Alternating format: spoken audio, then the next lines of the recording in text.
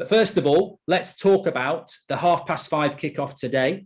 Tottenham beating Brighton. Brighton, very, very good start to the season. Very, very close game. But that one moment, Harry Kane header in the first half, divides these two teams. And look, Spurs fans, I know that it was disappointing last week in the North London derby, but is this now Spurs whereby you are able to grind these results out? I watched them playing Forest before the international break. They were counter-attacking there. You see them today. They've ground out a very good result again. I think this is a decision for Spurs fans. Do you like the football? Again, no space for Jed Spence. He brought Doherty in today, but Basuma did start. I think that's important. But surely Spurs have got to play more expansive. But having said that, the way they're playing, they'll probably get top four because, yeah, they'll lose the North London derby because Arsenal are better than them, but they've got more than enough to go and grind out these results. We've got a fan, actually, who is a Spurs fan. We're going to take our first call now. It's Jack. Jack, can you hear me? Turn it down.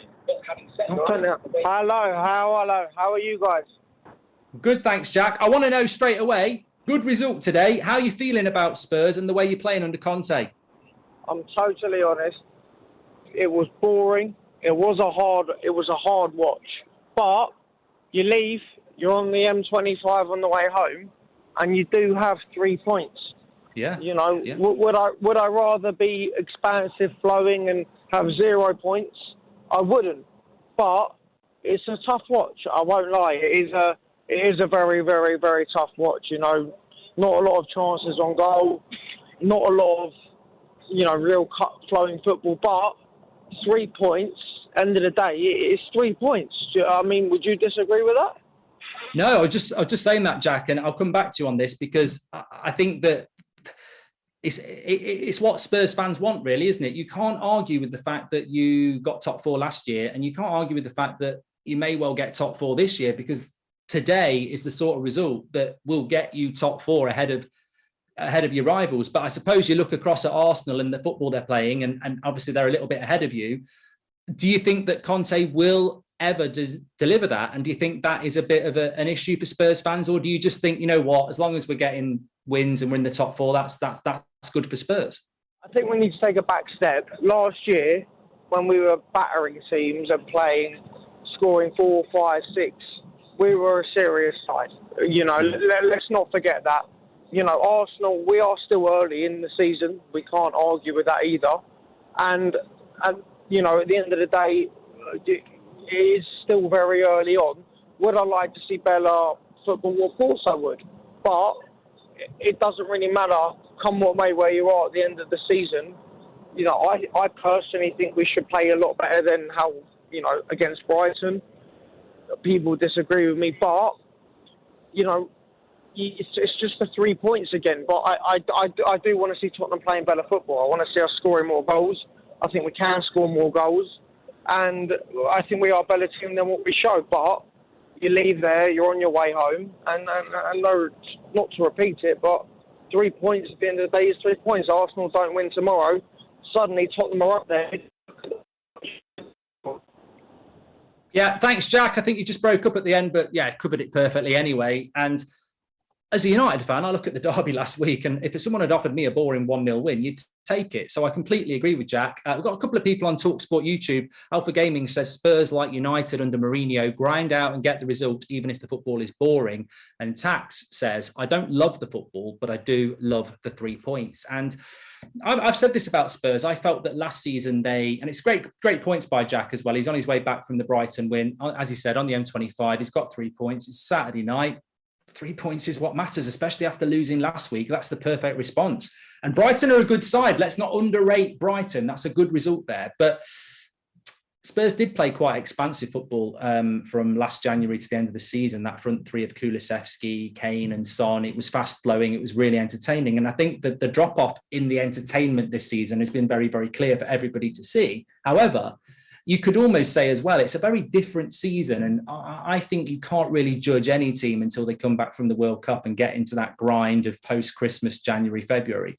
And maybe Conte's looked at this and gone, look, the best way to approach this season, it's a bit of a stop-start season, is to make sure when we come back from the World Cup, we're in the race. And if that means we play a little bit pragmatic and grind out a little bit, They've definitely got the players to play a better way. Basuma is an expansive player. He can take the ball with his back to the opposition and play through the lines. Harry Kane, Kulusevski, Son, Richarlison. So it's better to be picking up the points, but I think Spurs fans would like to pick up a few better entertaining performances.